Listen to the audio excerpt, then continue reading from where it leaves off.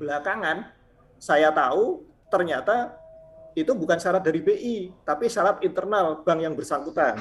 Oh. Saya kalau urusan begini-begini, saya marah banget, Pak. Kalau urusan begini-begini, saya marah banget. Gitu. Jadi, ya udah saya pindah. Anda nggak bisa bantu, saya cari yang bisa bantu.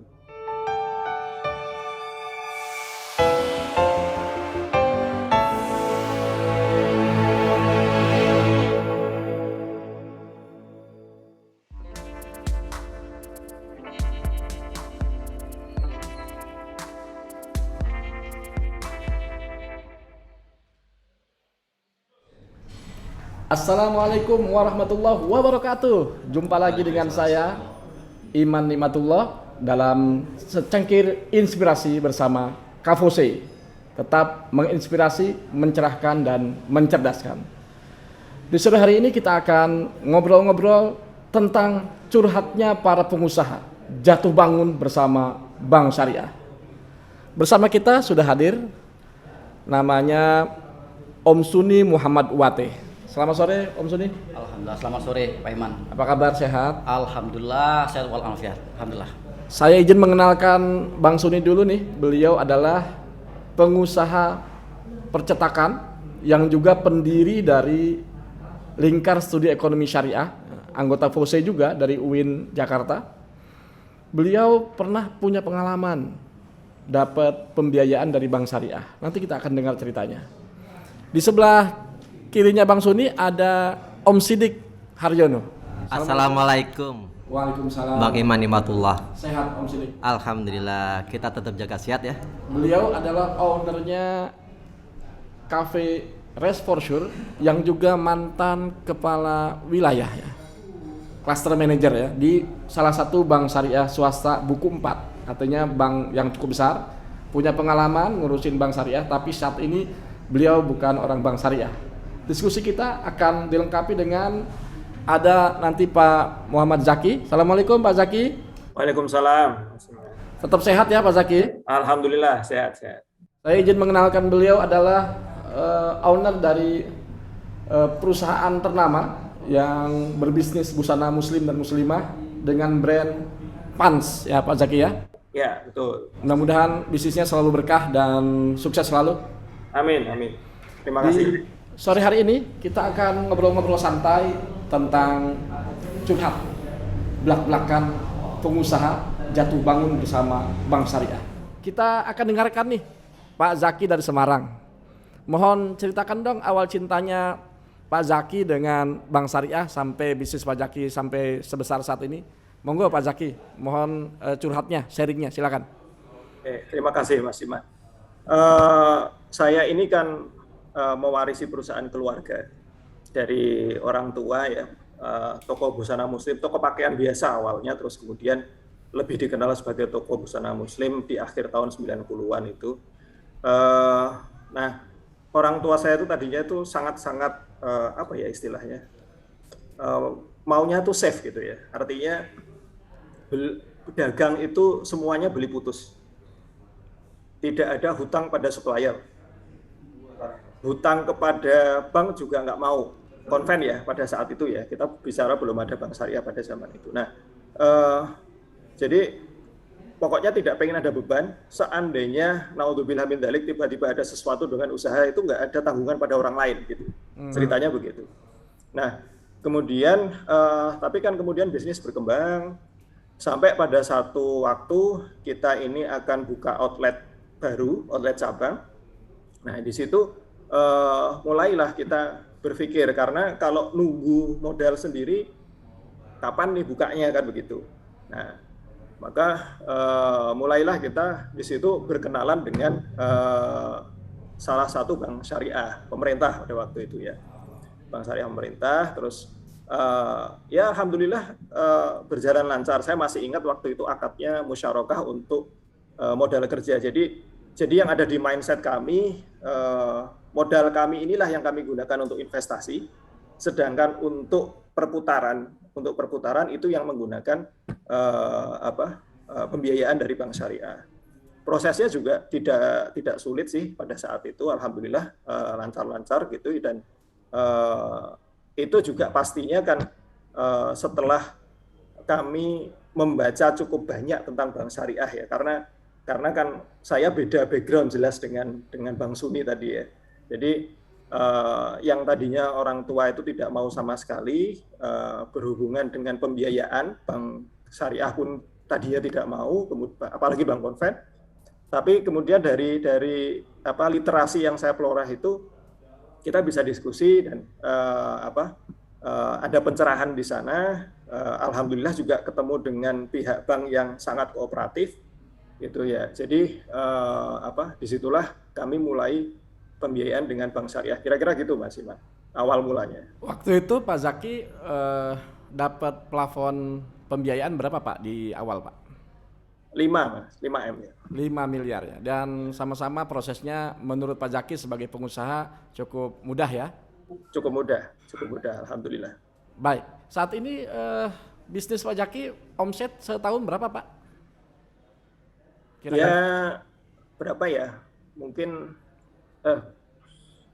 40-an gitu. 40-an miliar ya. Jadi cukup terbantu dengan adanya modal kerja dari Bank Syariah, penjualan jadi meningkat ya Pak Zaki ya? Ya. Insya Allah gitu. Baik Pak Zaki, menarik. Ada ini keturunan kedua nih berarti Pak Zaki ya? Ya, generasi kedua saya. Yang generasi pertama sifatnya konservatif, berharap semuanya dari modal, tidak mau ada utang, ya niatnya baik supaya nggak ada sangkutan gitu ya. Ya, betul. Begitu masuk generasi kedua, mencoba untuk progresif dan membuka diri dengan pihak lain, ketemu dengan bank syariah, omset jadi naik, proses juga mudah gitu Pak Zaki ya. Ya, siap. Baik, mungkin kita ingin dengar ke Om Sidik, memang seperti itu bank syariah ya? Ada, bisa untuk investasi seperti Bang Suni, atau untuk modal kerja seperti Pak Zaki tadi. Om Sidik yang dulu pernah jadi kepala cabang di bank syariah nih, memang demikian ya bank syariah ya?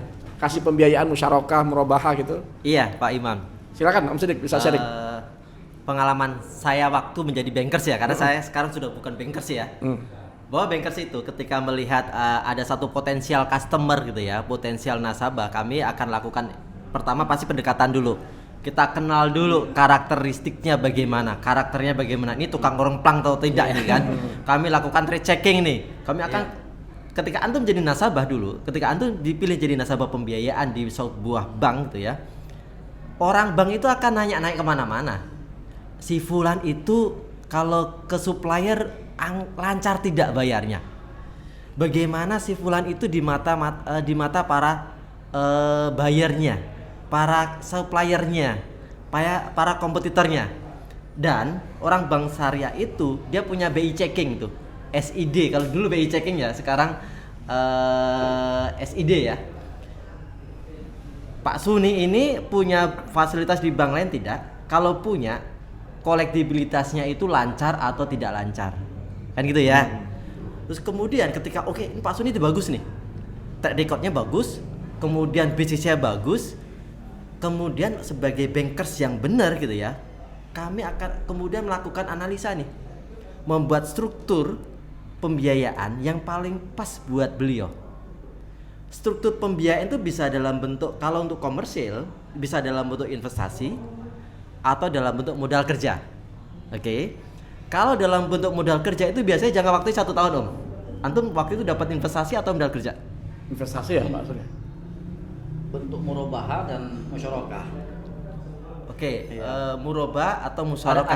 Ada dua akad saya pada saat itu, murabahah dan musyarakah. Oke.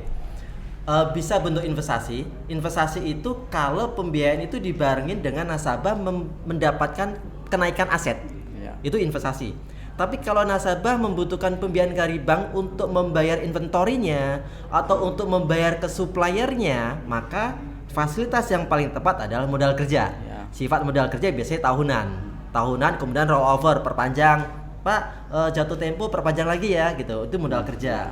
Nah, bank syariah biasanya menggunakan akad modal kerja, bisa pakai murabahah, bisa pakai syirkah, musyarakah gitu. Jadi secara proses bank syariah sama dengan bank konvensional. Sama dengan bank konvensional. Ya? Bank syariah pun juga punya consumer financing. Ke bank syariah bisa untuk beli rumah juga bisa, beli mobil juga bisa. Akadnya juga bermacam-macam, kan gitu. Berarti semua yang ada di bank konven, di bank syariah ada ya? Semua yang ada di bank konven, di bank syariah ada. Bedanya akad yang digunakan. Yang gitu ya, agak susah itu adalah kalau di bank konvensional ada KTA ya. kredit tanpa angsuran. tanpa agunan ya. Kredit tanpa agunan. Nah, di bank syariah ini pembiayaan multiguna agak susah nih. Karena kan kalau di bank syariah itu kalau mau pakai sistem al-bai gitu ya, jual beli, objeknya harus jelas. Sementara kalau pakai KTA itu objeknya apa? Kalau kemudian menggunakan akad based on syirkah, juga realnya adalah untuk konsumer gitu kan ya. Jadi agak-agak susah gitu. Kalau untuk KTA memang agak susah. Saya secara pribadi memang kalau KTA memang agak susah nih, bank syariah belum bisa masuk di sana gitu. Tapi kalau untuk komersial atau untuk konsumer, untuk kepemilikan rumah atau mobil, oke, bank syariah. Jadi secara fungsi bank syariah hampir menyediakan apa yang ditawarkan oleh bank konven. Iya. Hanya bedanya ada akad-akad syariahnya Iya. dan harus jelas penggunaannya gitu ya, Iya. Om Sedik ya. Iya. Baik. Tadi sudah ada sharing dari mantan bankers ternama nih di Indonesia, namanya Om Sedik Haryono. Sekarang Pak Zaki, Om Suni, kami ingin dengar nih curhatnya dari Bang Suni maupun dari Pak Zaki. Monggo, belak-belakan curhatnya. Pak Zaki nanti disiapkan juga belak-belakan curhatnya. Apa kira-kira hal yang menurut Om Suni mesti diperbaiki di Bank Syariah dan bagaimana ceritanya? Silakan. Memang untuk curhat ini memang selama ini memang saya pendam sendiri saja dan saya menikmatinya. Itu. Kenapa bagi seorang muslim itu tidak ada kekecewaan dalam hidup. Semuanya happy aja gitu loh. Rugi berapapun biasa saja gitu karena kita pernah dapat uang banyak gitu loh. Jadi biasa-biasa saja gitu. Cuma kan persoalannya kita ingin memperbaiki sesuatu gitu agar teman-teman kita yang ingin berusaha lebih besar ya, kemudian bisa dibantu oleh instansi perbankan syariah ini, itu bisa merasa nyaman gitu, tidak mengalami seperti apa yang kita rasakan. Saya namanya seorang pebisnis itu memang semua kondisi harus diperhatikan gitu, nggak hanya sekedar manajemen karyawan, laporan keuangan, sampai yang namanya market ini makin lama makin menyusut, udah pasti kita perhatikan. Apalagi dunia percetakan. Waktu itu Bang Suni, apa masalahnya dengan Bank Syariah waktu? Nah, turun saya pada saat masuk ke 2016, akhir 2016 saya langsung mendatangkan Bank Muamalat. Bank Syariah? Ya, Bank Syariah gitu. Saya mendatangi, saya kasih tahu, saya curhat gitu, bahwa kemungkinan besar saya akan menutup bisnis ini. Saya akan menutup bisnis ini. Kenapa? Karena saya nggak ingin berbisnis yang sifatnya hanya bertahan, atau kemungkinannya jauh lebih buruk. Saya babak belur di bisnis itu gitu. Jadi udah ada etikat baiknya dari. Ya, saya datang terlebih dahulu gitu. Ya, dengan beberapa indikator saya datang lebih dahulu. Saya kasih tahu gitu bahwa saya ingin menutup bisnis ini karena kalau saya tidak tutup maka kerugian itu akan ada di bank syariah. Nah, Datang nih Bang Suni nih. iya, saya datang karena saya paling sering mendatangi bank syariah gitu. Kondisi kewajiban masih lancar nih, masih tertib baca. Pada saat 2016 akhir itu saya sudah mulai merasakan situasi bisnis itu memang benar-benar sudah mulai berbeda sekali gitu. Maksudnya awal kredit tahun berapa waktu itu? Awal pembiayaan? Tahun 2011. 2011. 2011 berarti ke 2016 tahun kelima ya sejak pembiayaan diterima. Baik, lanjut. Nah, saya merasakan betul karena kondisi sudah mulai, wah ini nafas sudah mulai agak susah ini gitu. Terlambat sebulan, masuk lagi terlambat 2 bulan, saya harus ngambil keputusan gitu. Saya harus ngambil keputusan kalau saya memperlambat ini maka akan terjadi yang jauh lebih parah dan tidak menguntungkan semua pihak. Dan saya bisa membayangkan obrolan pada saat penyelesaian itu pasti saling gak enak gitu. Karena sudah terjebak pada situasi yang tidak memungkinkan saya berbisnis percetakan. Nah, saya datang ke bank syariah tersebut dan saya kasih tahu bahwa saya ingin menutup bisnisnya dan saya akan menjual aset-asetnya dan mengembalikan semua. Karyawan saya beri pesangon gitu. Supplier saya jual semua. Saya Pada saat balikin. itu outstandingnya berapa kewajibannya? Kewajiban si outstanding saya itu sekitar tinggal 3 miliar lagi. Dari 6,8 miliar udah turun 3 Ya, miliar ya. ya. Berarti udah bayar cukup besar ya. Cukup besar gitu. Bagi saya yang sebenarnya sih secara keuntungan sih insya Allah saya sudah Oke. bukan ingin menunjukkan bahwa kita sudah berbuat gitu ya, tapi yang mudah-mudahan tidak jelek-jelek amat lah gitu loh. Ya. Udah. Jadi Bang Suni datang ke Bank Syariah, nih bisnis gua hampir tutup nih. Ya. Gua mau nyelesain gitu. Saya mau tutup, saya akan kembalikan. Oke. Saya akan kembalikan gitu. Dan pada saat itu teman-teman mengatakan, "Ayo Pak, kalau gitu nggak ada masalah, silakan." Gitu. Akhirnya saya jual, mulai itu saya saya obral karena pada saat itu mau masuk ke 2019, 2017 bagi saya yang akan membeli aset-aset saya yang aset itu adalah dijaminkan di bank syariah tersebut, ini masih memungkinkan dijual dengan harga yang pantas gitu. Itu yang membuat saya semangat untuk menjualnya. Dan akhirnya saya jual pelan. Nah, setelah saya jual, tersisalah tinggal beberapa aset yang itu belum terjual. Nah, posisinya itu tinggal itu 2,2. Nah, di sini awal mula saya merasa ditinggalkan. Kenapa? Karena semua sudah saya kembalikan 1,2 kan 2,2 1,2. Nah, tersisa tinggal 1,2. Saya merasa saya selalu datang, tapi saya nggak mendapatkan solusi yang menurut saya pantas gitu.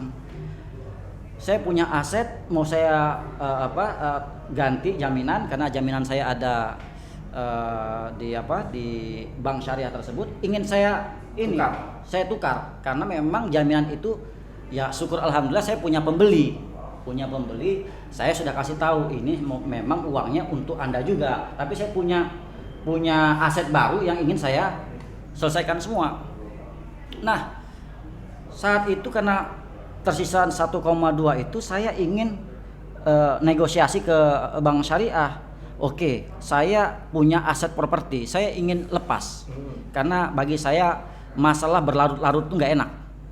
Ya, pasti kepikiran gitu loh. Kita yang namanya pebisnis ingin selesai cepat, harus cepat. Nah, pada saat itu saya sudah ada calon pembeli. Gitu. Membelinya itu dengan cara mencicil, karena memang beliau juga yang membeli. Mencicil dari tempat yang lain? Enggak, itu dari dananya saya nggak tahu. Sendiri lah. Yang penting aja sendiri gitu. Dengan akad ke saya itu dia akan mencicil. Gitu. Karena saya masih ada outstanding 1,2. Kemudian jaminan saya itu diminta 1 gitu. Ada selisih 2 gitu. Saya datang ke bank syariah. Saya minta gitu. Pilih saya selesaikan akad jual beli saya ke calon pembeli properti saya 1 miliar, tapi ini saya kasih. Tapi saya minta tolong dihapus itu yang 200-nya. Tolong ini.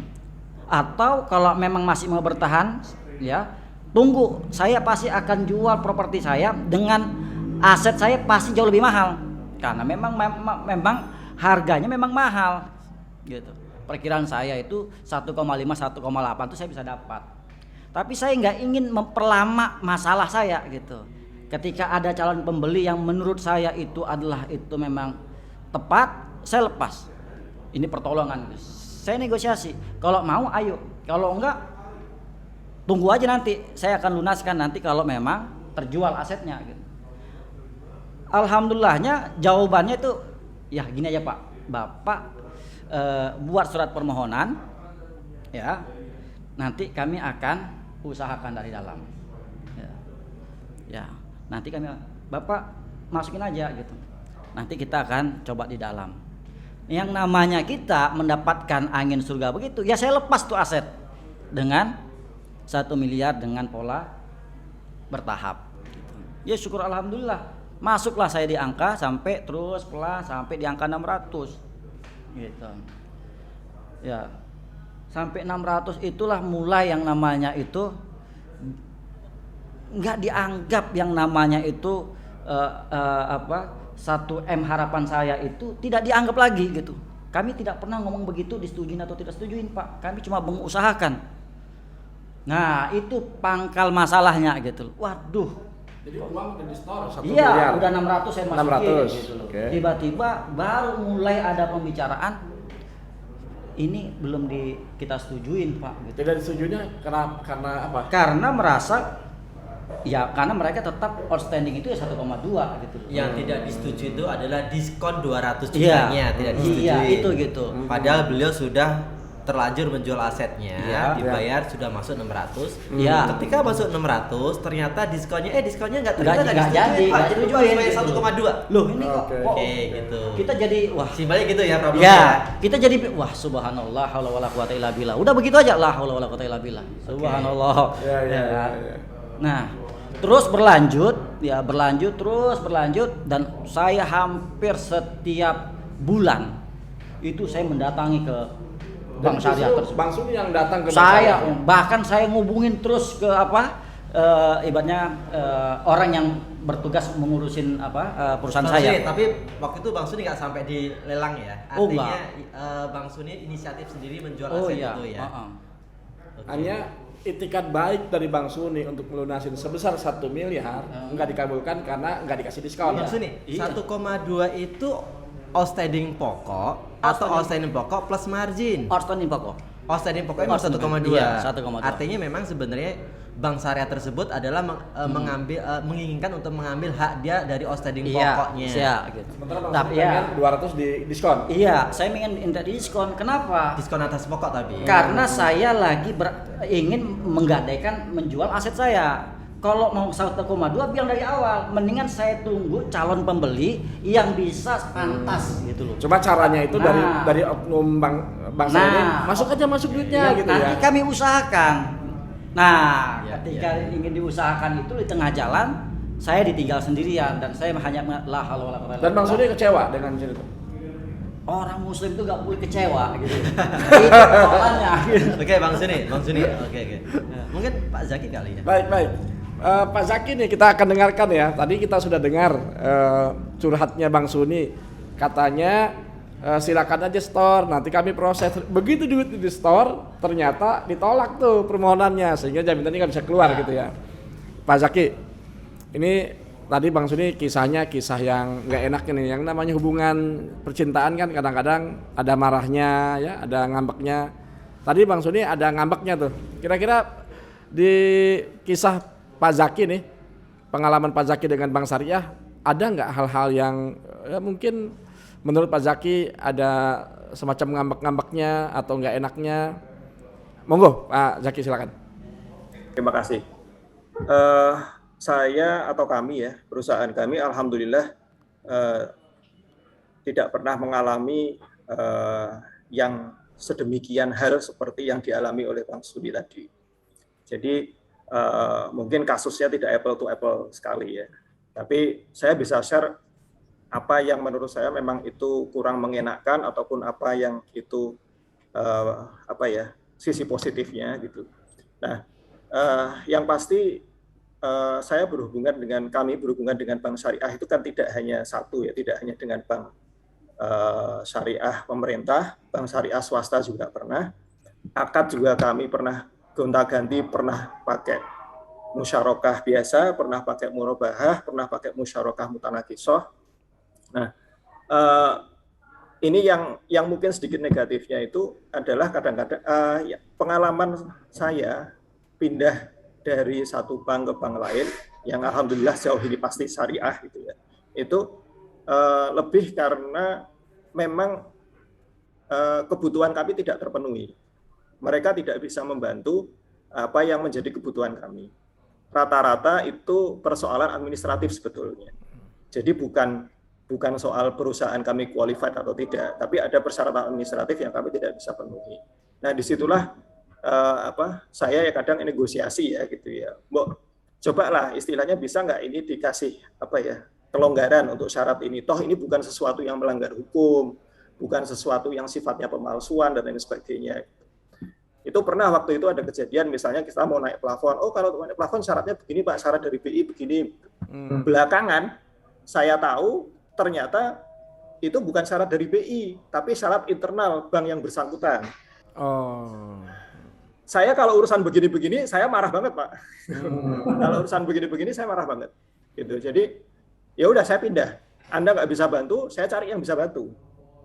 Intinya seperti itu. Nah, ini biasanya seperti itu. Jadi pindah lagi juga dengan reason yang seperti itu sebetulnya. Bukan karena reason yang lain ya, bukan bicara pricing, bukan bicara yang seperti itu. Hal-hal yang sebenarnya sepele gitu ya Pak Zaki ya, hal-hal yang sifatnya administratif, tapi mestinya Bank Syariah menghargai dong jerih payahnya Pak Zaki udah bayar angsuran, bayar margin, bagi hasil gitu ya. Nah itu kan sampai ke contoh beginilah, mensyaratkan audited misalnya begitu. Nah itu kan saya sampai begini, udahlah, saya minta persetujuan prinsip dulu, pencairannya nunggu auditnya saya kasih deh. Gitu. Kan kalau versi saya kan itu kan sudah enak sekali ya sebetulnya ya. Iya. Nah, tapi nyatanya nggak bisa Pak, syaratnya dari BI nggak begitu gitu. Kan itu yang bikin saya jengkel kan di situ. Gitu. Nah, padahal kan itu bukan sesuatu yang menurut saya sih mereka tidak melanggar kan sebetulnya. Gitu. Toh pasti ada note di akad itu kan ada note. Nah ini contoh yang seperti itu. Ya akhirnya kita pindah gitu. Akhirnya saya nggak audit juga pada saat itu. Yang bikin sebel itu Pak Zaki bawa-bawa aturan BI padahal sebenarnya itu aturan internal mereka gitu ya. Itu salah satu poin yang saya bikin sebel. Komunikasinya itu tidak benar lah.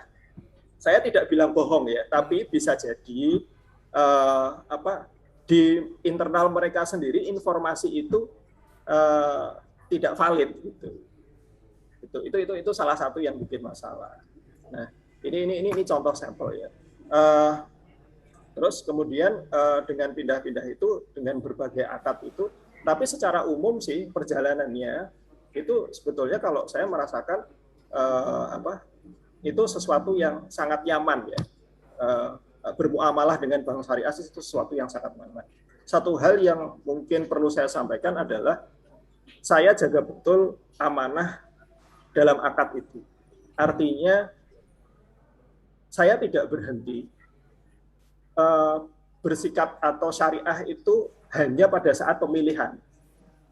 Komunikasi dengan pihak perbankan itu kami jaga betul. Kejujuran itu kami jaga betul. Ketika akadnya musya, kita mulai dari awal aja deh. Pada saat pengajuan ya kita laporkan apa adanya, laporan keuangan itu.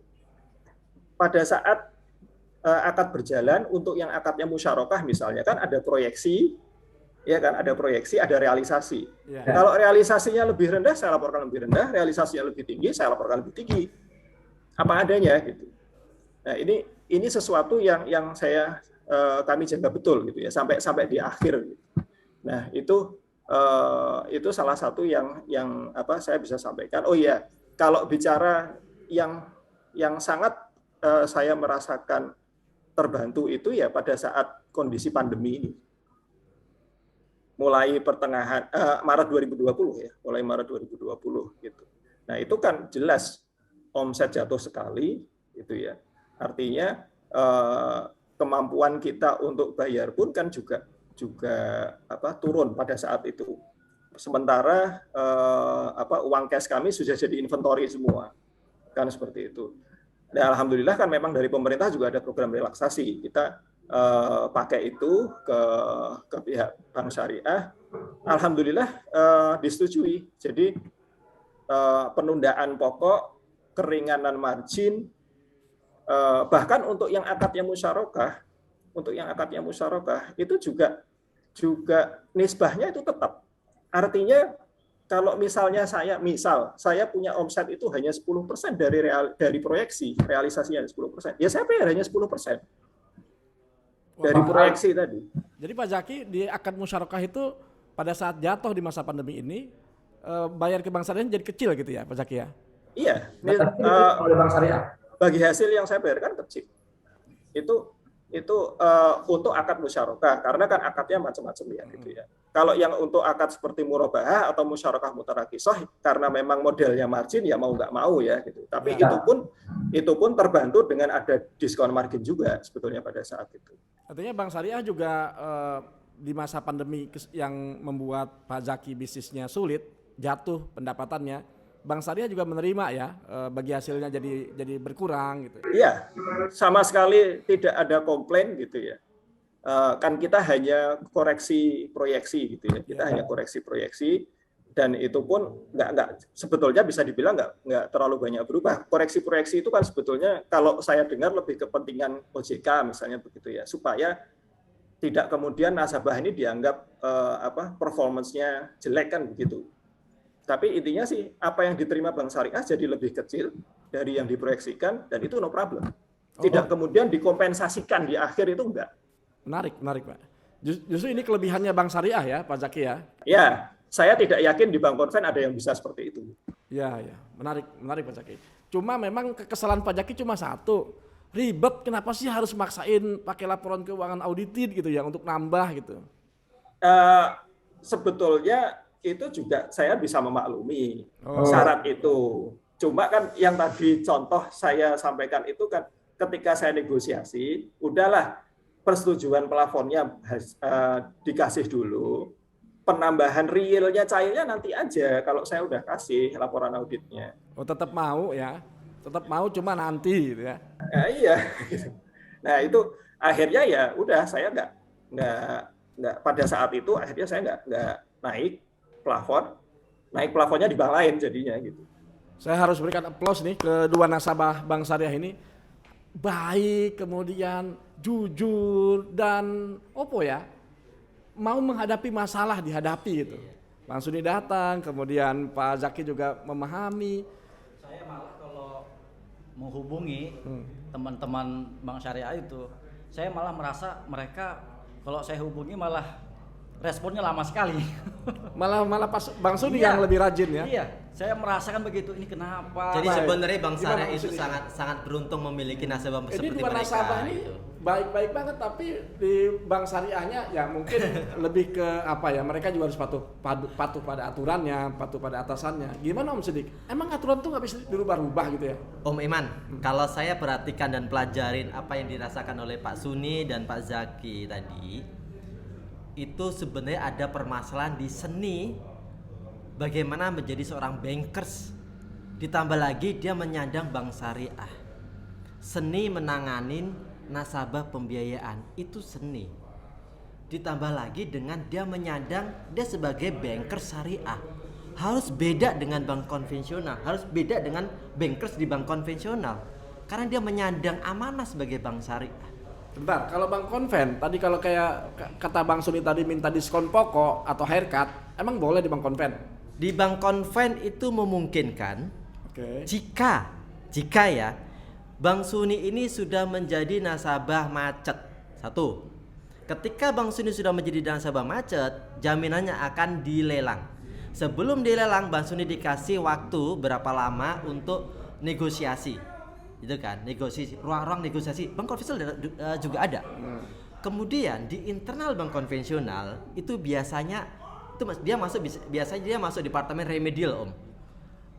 Departemen remedial ini dia punya target namanya cost recovery. Baik. Cost recovery terhadap fasilitasnya Pak Suni ini targetnya berapa? Let's say 100% kah?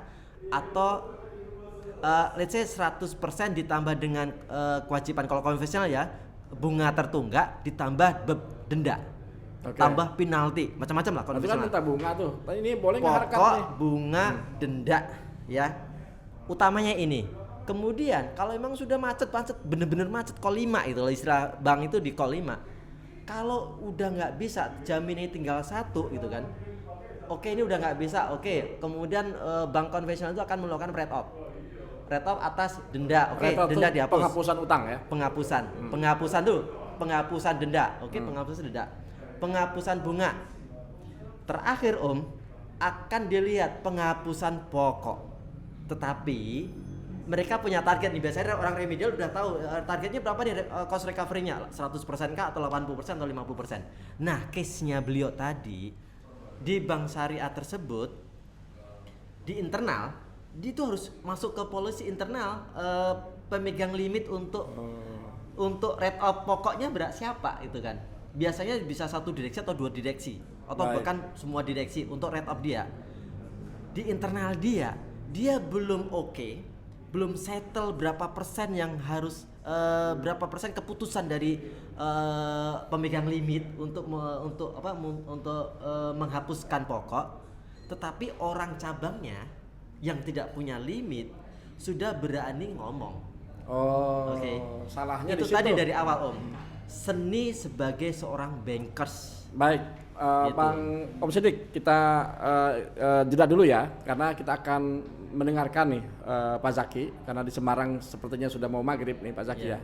Nanti kita lanjutkan Om Sidik. Intinya di bank syariah maupun bank konven dibolehkan penghapusan pokok, tapi itu jalan terakhir dengan memenuhi syarat-syarat dan limitnya mungkin sampai direksinya gitu ya. Iya. Pak Zaki, menarik Pak Zaki tadi ya. Kami sangat appreciate Pak Zaki begitu sangat menghargai akad, kemudian memahami prosedur-prosedur di bank syariah. Ini di masa pandemi ini Pak Zaki ya. Ini kita ingin berbagi inspirasi kepada para pengusaha di seluruh Indonesia. Ketika menghadapi pandemi ini, Pak Zaki kan pasti akan mengalami adanya market yang turun, daya beli masyarakat yang rendah gitu. Apa tips Pak Zaki dalam menghadapi pandemi baik untuk bisnis maupun hubungannya dengan bank syariah gitu? Seperti apa yang Pak Zaki lakukan menghadapi pandemi ini? Silakan Pak Zaki. Wah, kalau bicara pandemi ini, saya pikir menjadi sesuatu yang berat buat kita semua lah ya.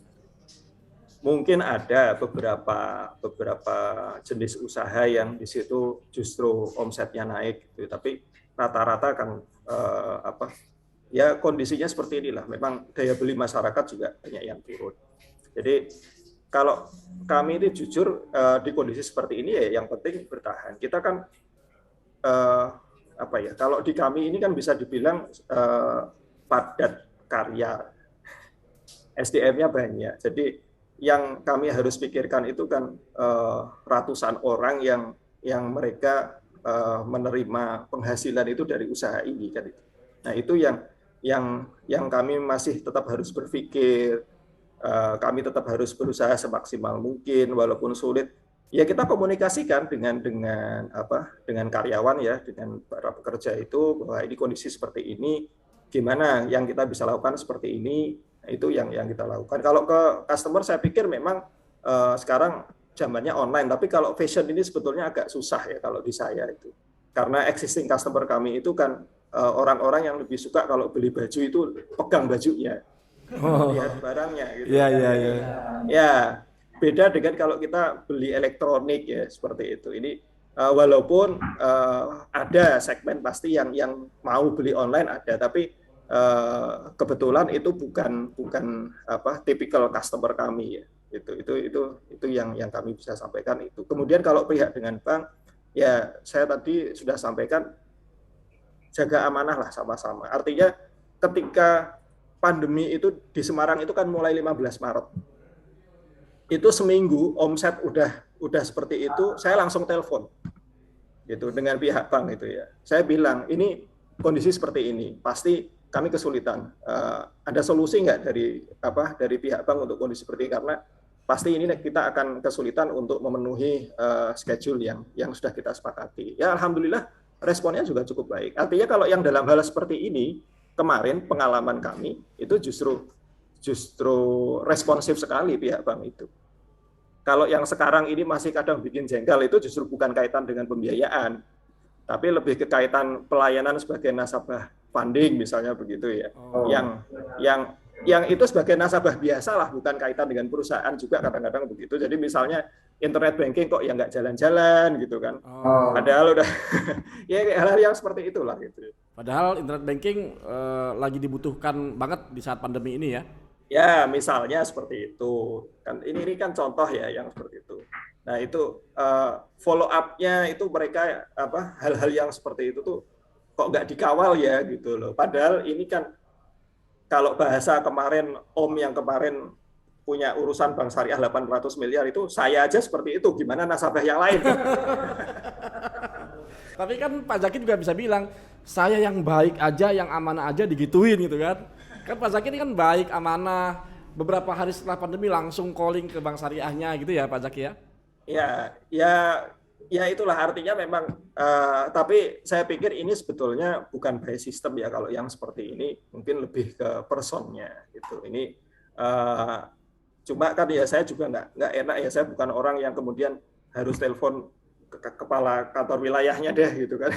Kok kesannya gimana ya gitu, jadi ya sudahlah kita jalani saja.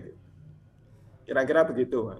Baik Pak Zaki, ada pesan atau inspirasi kepada teman-teman pengusaha yang lain?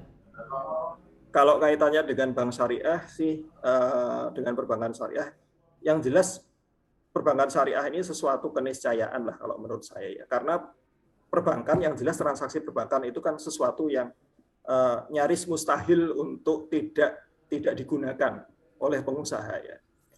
Tinggal kita adanya bank konven dulu, kemudian sekarang kita punya perbankan syariah ya. Dan perbankan syariah, bank syariah yang ada sekarang ini kan juga bukan sesuatu yang ada dengan tiba-tiba, tapi sesuatu yang itu diperjuangkan oleh para ulama kita dulu lah ya. Jadi itulah jalur perjuangan kita semua, baik di posisi masing-masing ya, sebagai nasabah, sebagai pekerja di bank syariah, maupun sebagai majelis ulama misalnya, sebagai regulator. Nah itu kan semua punya peran di sana ya. Ya apa yang kurang baik kita benerin. Bank syariah yang cuma label itu ya ada, saya tahu juga gitu, pernah ketemu juga marketingnya gitu kan. Yang ketika saya nanya kalau akad musyarakah di sana gimana, oh prinsipnya mirip dengan bank konven aja sih Pak gitu. itu oknum perbankan syariah ngomongnya seperti itu ya. Nah itu ya, makanya itu artinya kan, maksudnya kalau di zaman ini literasi mereka masih seperti itu kan memprihatinkan sebenarnya. Iya, masa kalah sama nasabahnya ya? Iya. Kalau masih tahun 90-an itu sih masih oke lah mungkin ya ngomong begitu. Tapi kalau sekarang kan ya mestinya tidak gitu loh. Di saat teman-teman di perbankan syariah mesti berjuang keras untuk setidaknya itu menjaga rel syariahnya tadi. Dan yang terakhir saya sih pesan juga, ini tadi karena waktunya singkat ya, tapi secara intinya sih kita bedakanlah mana bisnis isu dan mana syariah isu. Itu yang kadang-kadang nasabah itu juga kurang kurang aware, kurang bisa memisahkan itulah ya. Harus memisahkan antara bisnis isu dan syariah isu. Ya, contoh misalnya pricing, itu kan sebetulnya bisnis isu. Bukan kemudian bank syariah kok mahal malah memberatkan misalnya begitu. Itu kan sebetulnya bisnis isu. Ya walaupun nanti di dalam sana ada juga kemungkinan isu-isu syariah seperti yang sempat disinggung oleh Mas Sitik, saya lihat di belakang tadi itu ya. Nah itu, tapi itu kan bukan berurusan langsung di akad dengan nasabah sebenarnya. Nah itu yang barangkali dari saya pesan-pesannya sementara seperti itu. Baik, terima kasih Pak Zaki, luar biasa, sangat inspiring, sudah memberikan contoh menjadi nasabah bank syariah yang teredukasi dengan baik, memahami akad-akad dan juga menjaga amanah. Kami doakan mudah-mudahan toko Busana Muslim termasuk jaringannya di PANS, Anda bisa baca lebih detail di www.pans.co.id ya. PANS-nya itu PANDS. Kalau Bapak Ibu ya, Om dan Tante mau beli baju Muslim, mangga bisa ke PANS, terutama ada di Semarang dan Jawa Tengah ya. Di Yogyakarta, di Semarang dan Jogja. Dan Yogyakarta. Ingat Semarang, ingat Jogja, ingat PANS. Gitu Pak Zaki ya, mudah-mudahan barokah dan terima kasih. Sukses selalu berbisnis, amin. Jaga kesehatan Pak Zaki. Kita akan tanya nih ke Bang Suni. Bang Suni percetakannya sudah jatuh, mesin dijual, bangunan juga dijual, properti juga dijual. Sekarang di masa pandemi ini, Bang Suni nyerah nggak nih kira-kira? Kalau nggak nyerah, kemana kira-kira lari bisnisnya? Kan dapur harus terus ngebul nih Bang Suni. Monggo, silakan. Jadi alhamdulillah, jadi sejak tahun 2015 ketika bisnis percetakan itu sudah mulai turun, tentu kita sudah siap-siap landingnya akan kemana. Dari dunia bisnis teknologi percetakan, saya terjun ke bisnis pertanian. Karena bagi saya sepertinya bisnis pertanian itu adalah bisnis masa depan. Dan saya harus mulai pada saat itu. Dan saya sudah mulai merintis dan alhamdulillah hari ini ya syukur alhamdulillahnya saya masih bisa bertahan dan terus tumbuh sekarang. karena sekarang sudah mulai bangun pabrik pelet, insya Allah. Pabrik pakan ikan. Pakan ikan. Ya, kemudian Disupport oleh Bang Syariah nggak sekarang? saya alhamdulillah, syukur alhamdulillah masih mandiri nih. Ya, saya masih mandiri gitu. Maksudnya masih uang sendiri Iya, ya? masih kemampuan sendiri gitu. Karena ada masa di mana saya akan kembali lagi ke dunia Nah, perbankan. utang di Bank Syariah udah lunas ya? Oh, sudah lunas. Alhamdulillah. Pada saat deadlock 600 itu gitu. Pilihannya saya jual aset lagi. Udah. Saya jual aset lagi, saya sampaikan ke teman-teman Bank Syariah gitu. Mohon maaf, bukan gara-gara 200 ini ya. Ini menyebabkan saya jadi miskin. Saya nggak mau juga Allah melihat saya jadi miskin gara-gara angka 200 saya bilang. Tapi saya hanya ingin mempertanyakan komitmen di awal itu gitu loh. Mana itunya. Tapi ya sudah, dengan ini saya lunaskan, selesai semuanya. Jadi saya nggak punya utang apapun di perbankan syariah dan semuanya happy ending. Ya, Wow. happy ending. Meskipun nggak dikabulkan Nggak dikabulkan. permohonan diskonnya tadi, Ya. oleh Bang Suni tetap dilunasi. Saya lunasin. Dengan menjual aset yang lain. Saya jual aset lagi yang lain. Wah, luar biasa nih. Gitu. Tuh contoh tuh kalau mau jadi pengusaha, mau berkorban dong untuk jaga hubungan baik. Ya, tapi saya juga mau menyampaikan. Oke. Ya, tentu dengan kasus yang belakangan ini ada seorang pengusaha yang luar biasa begitu ya, jadi heboh, viral gitu. Ini memori saya jadi kembali lagi gitu. Wis, iya. Bayangkan pengusaha besar seperti itu saja harus berteriak, mohon maaf ya, harus berteriak gitu. Alangkah menyedihkan kalau misalnya ada pengusaha yang levelnya mungkin tidak sebesar itu gitu ya, yang tidak punya keberanian untuk melakukan aksi seperti itu, bisa bicara di podcast yang Om Deddy ya. Ya nggak semua orang bisa melakukan itu gitu. Mungkin akan banyak mengalami posisi seperti saya gitu. Mengambil iktibar pelajaran untuk diri sendiri. Tapi ada hal yang terpenting ya buat teman-teman Bank Syariah.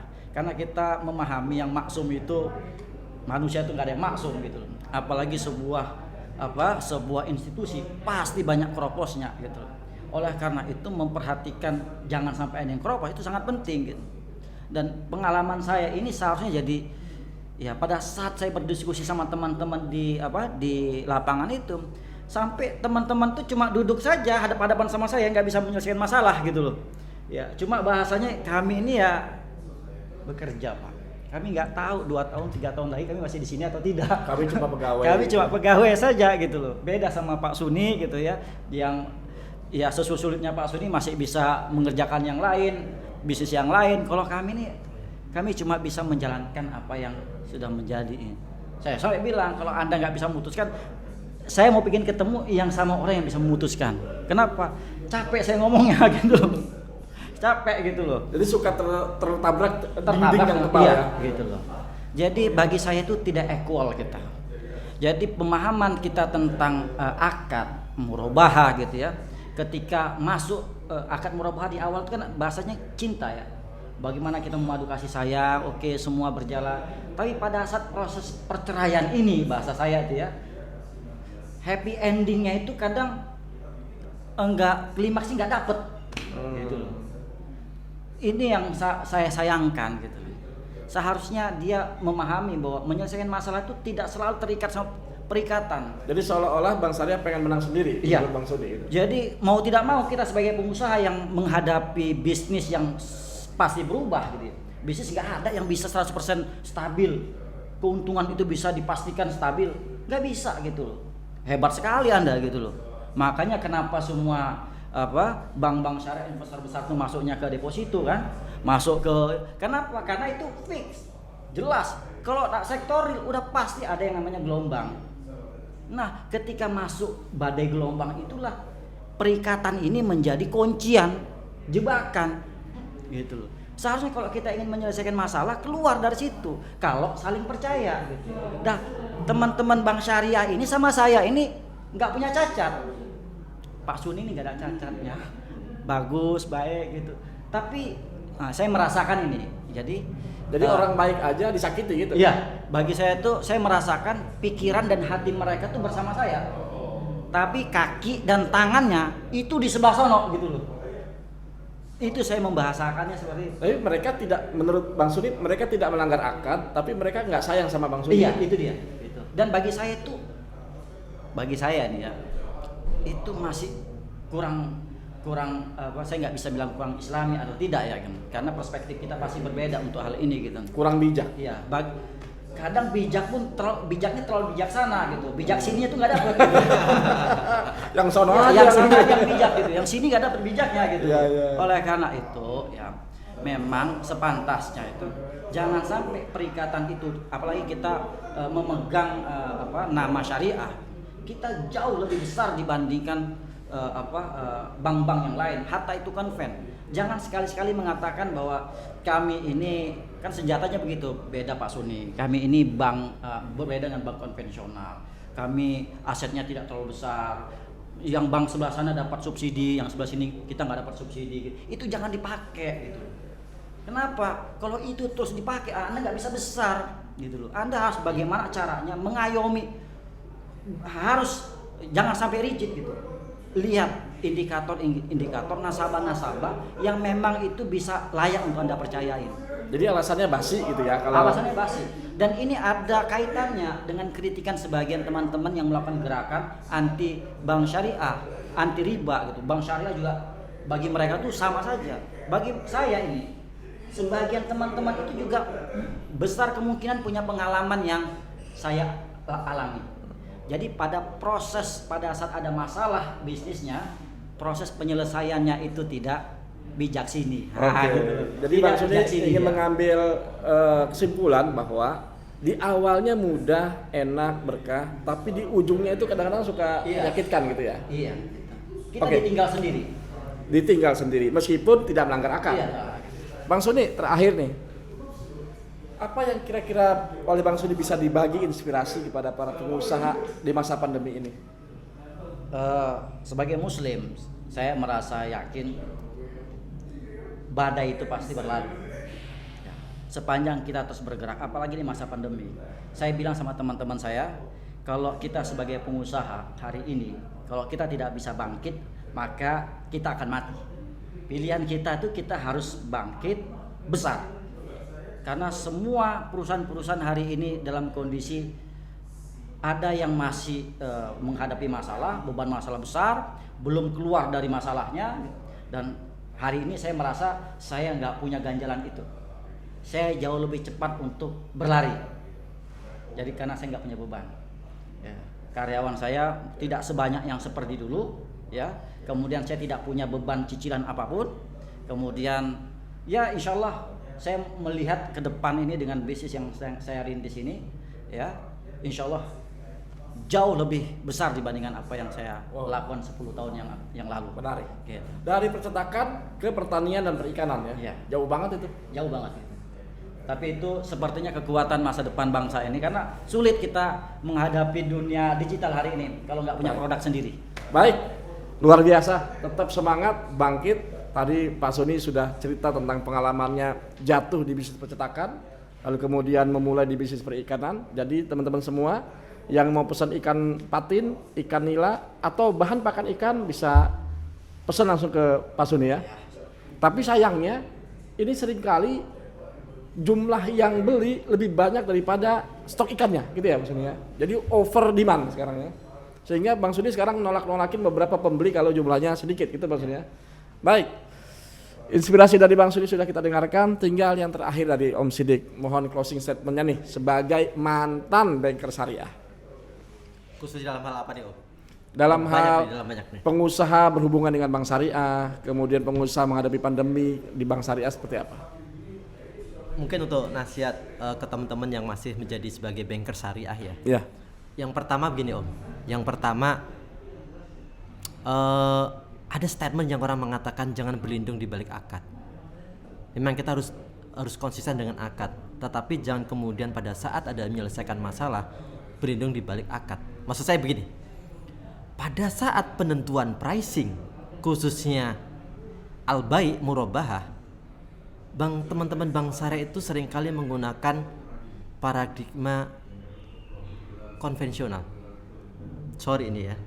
Karena itu yang dirasakan oleh masyarakat umum, bahwa ketika mereka menggunakan akad murabahah dengan tenor waktu let's say 10 tahun, teman-teman Bank Syariah mengatakan, Bank Syariah itu kan ada ALKO-nya ya Om ya.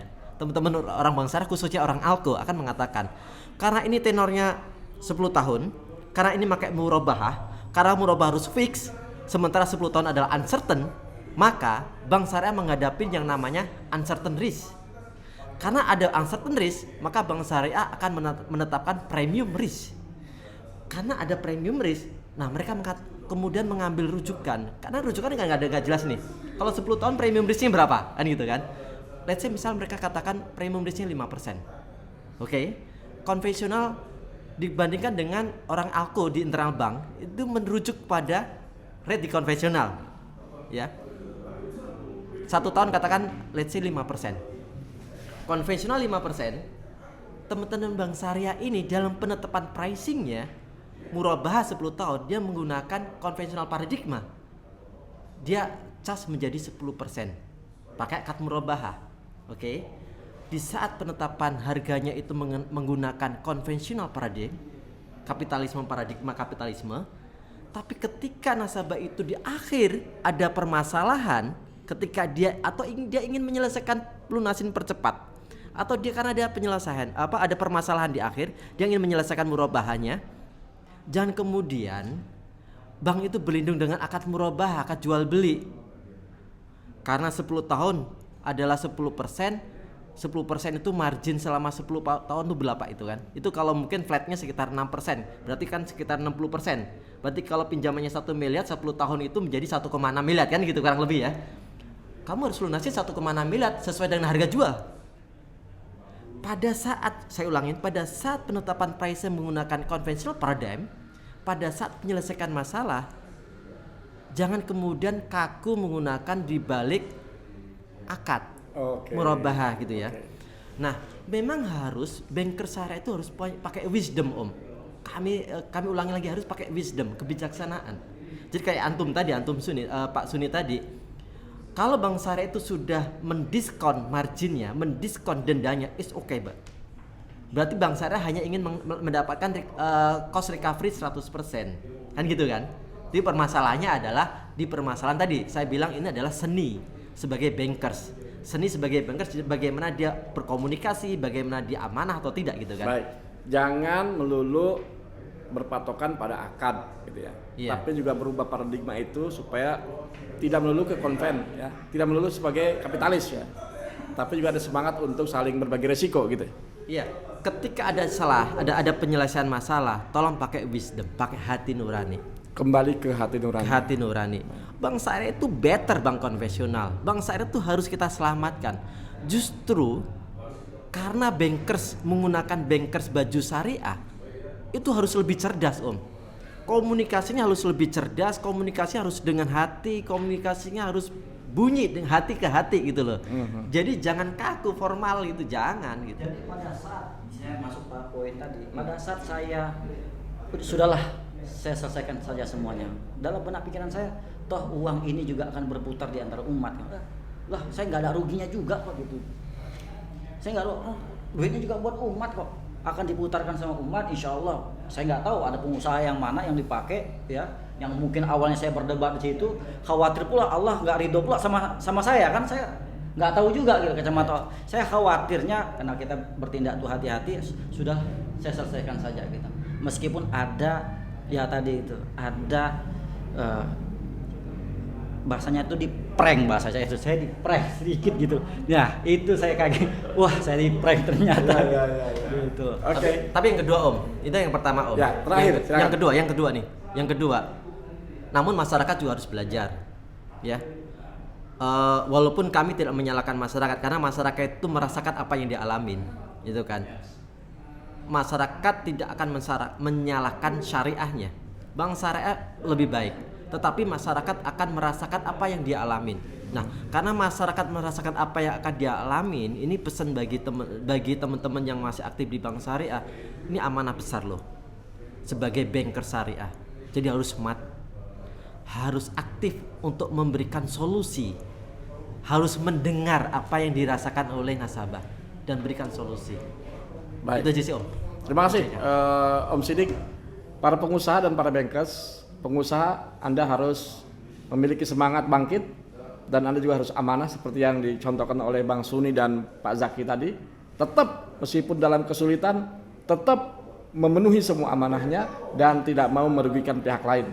Sebagai banker syariah, Anda juga harus smart dong, cari strategi supaya bisa melayani dengan baik dan juga jangan bersembunyi di balik akad. Anda harus punya kearifan ya. Baik, brother and sister semua, tibalah kita pada penghujung podcast kita sore hari ini. Saya berharap ada inspirasi yang diambil, saya berharap ada pencerahan yang kita dapatkan. Kita harus selalu ingat apa yang disabdakan oleh Rasulullah Shallallahu Alaihi Wasallam untuk mendapatkan keberkahan. Kan bisnis cari barokah ya, kerja di bank juga cari barokah. Kata Nabi Muhammad, salasun fihinna al barokah. Ada 3 perkara yang di dalamnya ada keberkahan. Al bai'u ila ajalin, wal muqaradah, wa khaltul burri lil baiti, wa khaltul burri bisya'iri lil baiti la lil bai'. Kata Nabi, 3 hal yang mengundang keberkahan. Pertama adalah menjual atau membeli dengan cara cicilan. Merubah di bank syariah kan cicilan, barokah tuh. Yang kedua, al-muqaradah. Apa itu? Kerjasama bagi hasil, baik mudharabah maupun musyarakah. Di bank syariah ada tuh. Jadi keduanya ada di bank syariah dan tentu bisa barokah. Dan yang ketiga adalah mencampur gandum yang mahal dengan yang murah untuk keperluan konsumsi rumah tangga, bukan untuk dijual. Maksudnya adalah efisien, hemat, jangan jajan mulu kalau mau barokah, nabung. Demikian podcast kita sore hari ini. Mudah-mudahan tetap memberikan pencerahan, memberikan inspirasi, dan memberikan ilmu buat kita semua. Assalamualaikum warahmatullahi wabarakatuh. Waalaikumsalam.